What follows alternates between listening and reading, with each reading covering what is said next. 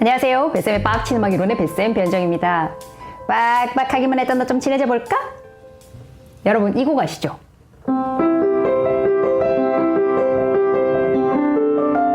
이거 무슨 곡이죠?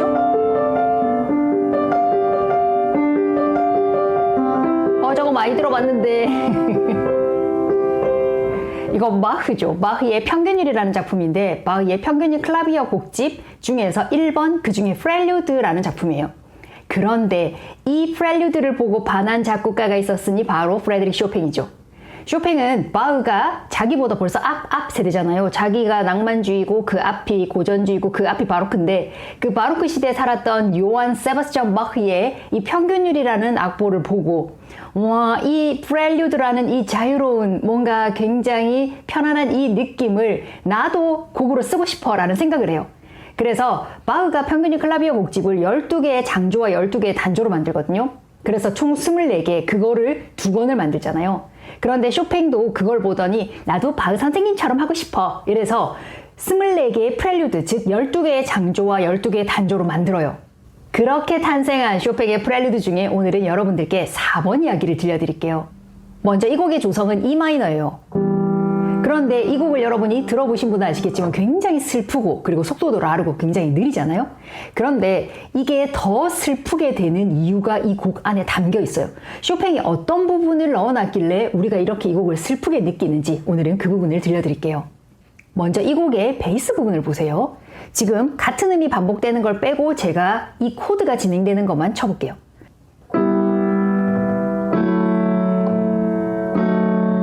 조금씩 내려가는 게 느껴지나요?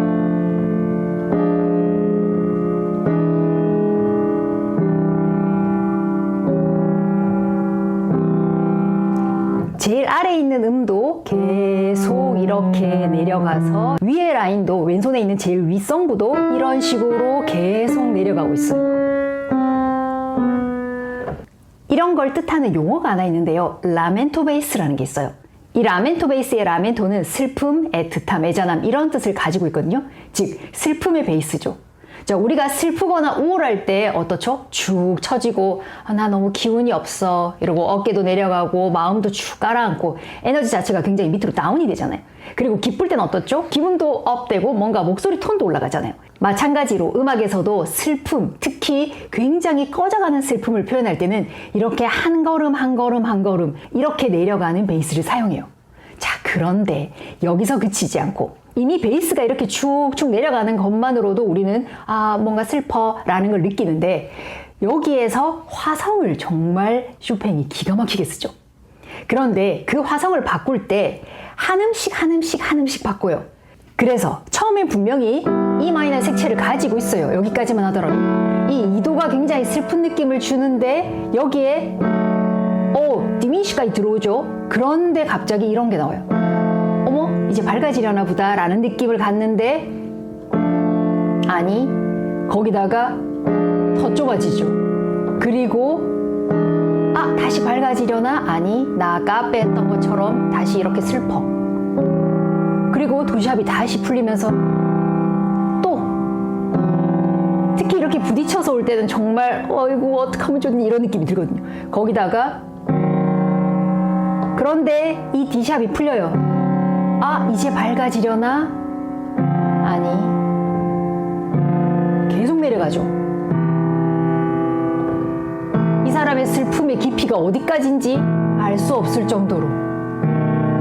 그리고 여기서부터는 5도랑 4도를 계속 마치 갈등하는 사람처럼 5도 그리고 4도 계속 이 두 개에서 갈까 말까 이렇게 되죠. 특히 여기에 그 힘이 축 빠진 이 우울하고 슬픈 느낌을 오른손에서는 또 어떻게 표현하냐면 이 옥탑으로 뛴다는 것 자체가 굉장히 그래도 좀 하지만 그 다음부터는 정말 조금씩 움직여요. 단위도 이 좁은 공간으로. 그리고 또 반음이 내려가요. 그리고 플랫했던 C를 풀고 다시 여기서 왔다 갔다 하죠. 그리고 북점 다시 반음 그리고 여기 뭔가 이 사람이 일으켜 보려고 하지만 갈까 말까 갈까 말까. 그리고 자, 여기 같은 경우에 이랬으면 곡이 끝나요. 그런데 쇼팽은 여기에서 다시 한번 오른손을 끌고 올라가서 이 곡을 한 번 더 들려줘요. 하지만 두 번째 들려줄 때는 이야기의 스토리가 달라져요. 드디어 이 사람이 뭔가 자기 이야기를 아주 극도로 끄집어내죠. 자, 여기가 어떻게 되냐면 오른손이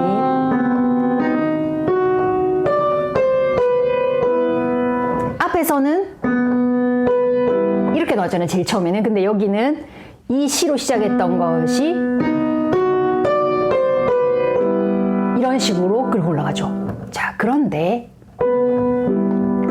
여기에서 똑같이 처음하고 똑같이 여기까지는 똑같아요. 근데 여기서 바로 화성을 아주 빨리 바꿔버려요. 그리고 굉장히 급변하죠. 그리고 여기에서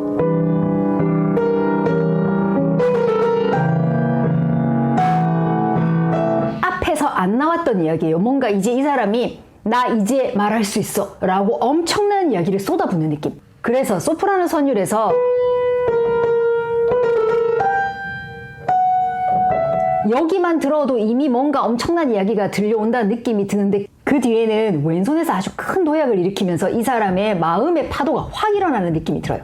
조금 전까지만 하더라도 왼손은 그냥 그래봐야 이래봐야 이런 식으로 조금씩 바뀌었잖아요. 그런데 처음으로 나는 여기서 이 말을 하겠어 이런 느낌이 나와요.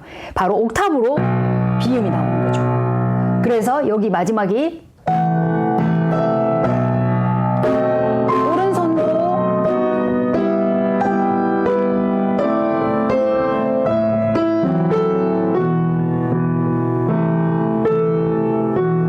오른손의 도약도 아주 이렇게 멀리 가고, 그리고 왼손 또한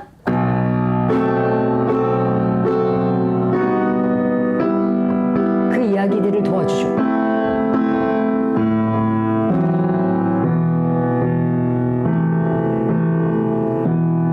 그래서 처음으로 이 사람이 자기의 너무너무 마음 아픈 이야기를 내뱉었어요. 자, 그리고 이야기가 어디로 가냐면 다시 피아니시모.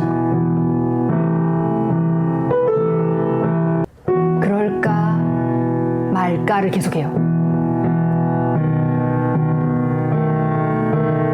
자, 근데 여기 들을 때 여러분 느낌이 어때요? 자, 이거를 여러분이 처음 들었을 때 이런 느낌이어야 될 거라고 생각을 할 거예요. 뭐냐면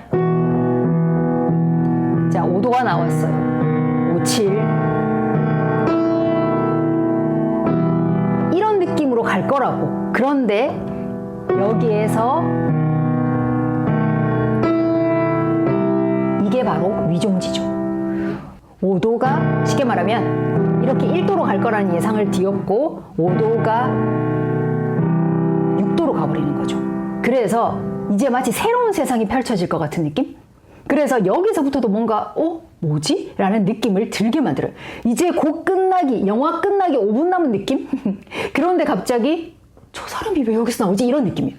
그리고 나서 곡은 어떻게 진행이 되냐면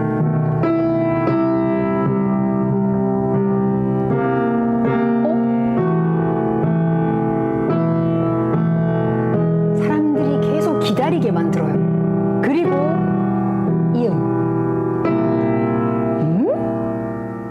지금 이제 영화 끝나기 이제 2분 남았어요.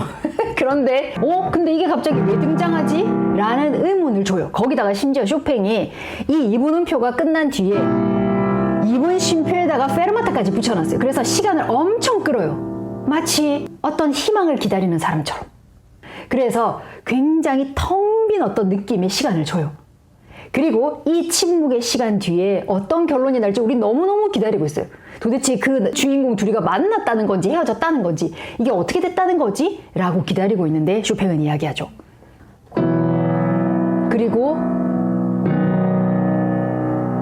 5도가 나오죠. 그리고 이제 끝났구나 라는 느낌을 주고 이 곡이 끝이 나요. 오늘의 쇼팽이 바흐의 프렐류드에 반해서 작곡한 자신의 프렐류드 작품 번호 28번 중에서 4번 프렐류드에 대한 이야기를 해드렸는데요. 이런 걸 아시고 여러분이 연주하시거나 감상하시면 이 곡을 쇼팽이 작곡한 그 느낌 그대로 쇼팽이 음표 속에 숨겨놓은 그 마음을 함께 읽으면서 연주하거나 감상하실 수 있는 힘이 생기실 거예요. 그리고 쇼팽의 그리움과 슬픔이 가득 담긴 이 곡을 연주하거나 들으면 내가 가진 슬픔을 위로받는 그런 느낌이 들어요.